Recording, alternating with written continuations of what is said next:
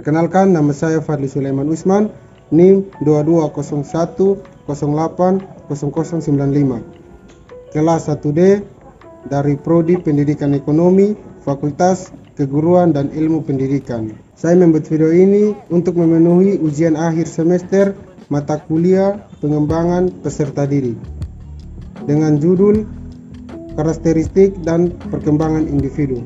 Yang pertama, karakteristik itu adalah ciri-ciri individu yang terdiri dari demografi seperti jenis kelamin, umur, serta status sosial seperti tingkat pendidikan, pekerjaan, ras, status, dan juga ekonomi. Karakteristik juga bisa disebut sebagai kepribadian manusia. Ada 4 kepribadian manusia. Yang pertama itu adalah koleris. Koleris ini mempunyai ciri-ciri yaitu tegas, tidak mudah terbawa suasana, fokus, dan juga mandiri. Yang kedua adalah flegmatis. Flegmatis di sini mempunyai ciri-ciri yaitu sabar, sederhana, lemah lembut, dan juga kalem. Yang ketiga adalah sanguis. Sanguis ini mempunyai ciri-ciri yaitu ceria, aktif, senang bergaul, lincah, dan juga mudah beradaptasi. Yang keempat itu adalah melankolis. Melankolis ini mempunyai ciri-ciri yaitu introvert, detail, perfeksionis, dan suka menyendiri.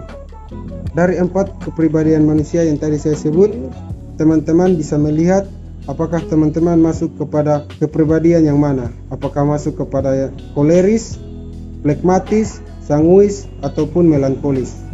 Selanjutnya kita masuk kepada perkembangan individu.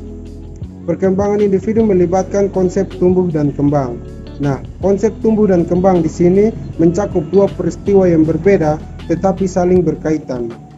Yang pertama adalah pertumbuhan.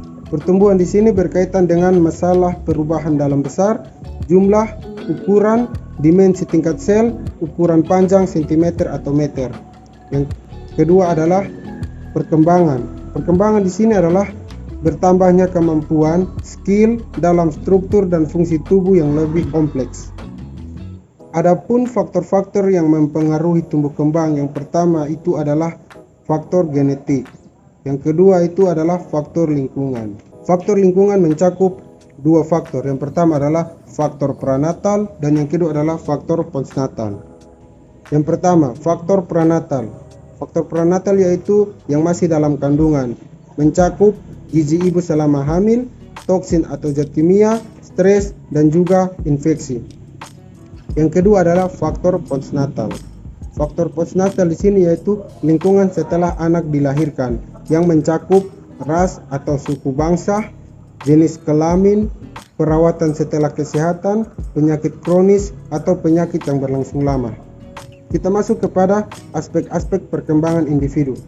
Aspek perkembangan individu yang pertama itu adalah perkembangan fisik, yang kedua perkembangan perilaku psikomotorik, yang ketiga perkembangan bahasa, yang keempat perkembangan perilaku kognitif, yang kelima perkembangan perilaku sosial, yang keenam perkembangan moralitas, yang ketujuh perkembangan penghayatan keagamaan, yang kedelapan perkembangan perilaku konatif, yang kesembilan perkembangan emosional, yang kesepuluh perkembangan kepribadian, dan yang kesebelas adalah perkembangan karir. Sekian yang bisa saya sampaikan tentang karakteristik dan perkembangan individu. Sekian dan terima kasih.